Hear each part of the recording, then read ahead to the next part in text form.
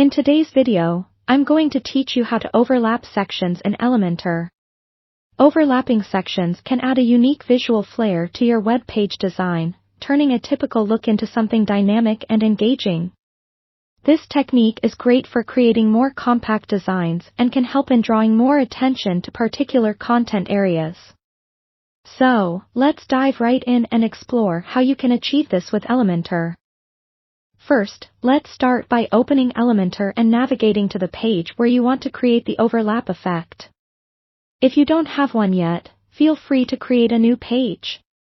Once you're in the Elementor editor, locate the section that you want to overlap with another.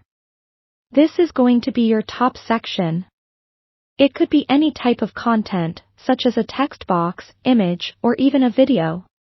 Click on the top section to select it, then head over to the left-hand panel where you'll see the styling options.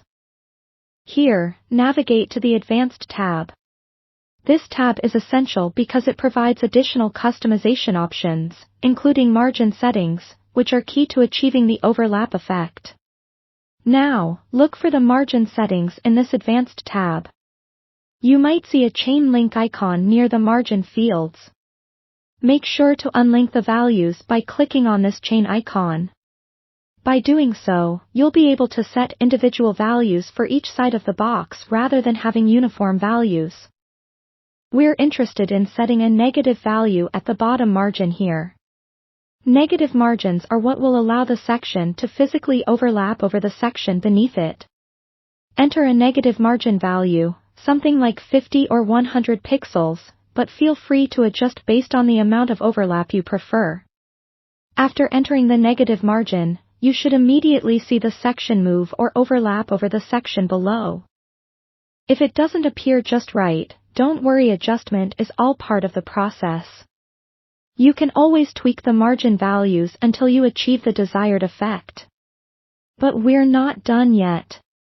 Some overlapping designs might interfere with mobile responsiveness, so it's crucial to ensure your design looks great on smaller screens.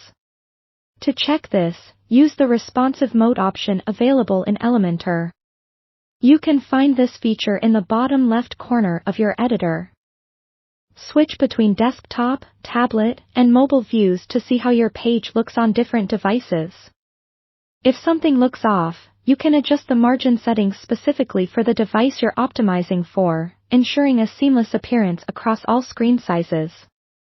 And that's it, you now have overlapping sections in Elementor that are both stylish and responsive. Feel free to experiment with different sections, margin values, and design elements to find the perfect combination for your website. Thanks for tuning in today, and I hope you found this guide helpful and inspiring for your next design project.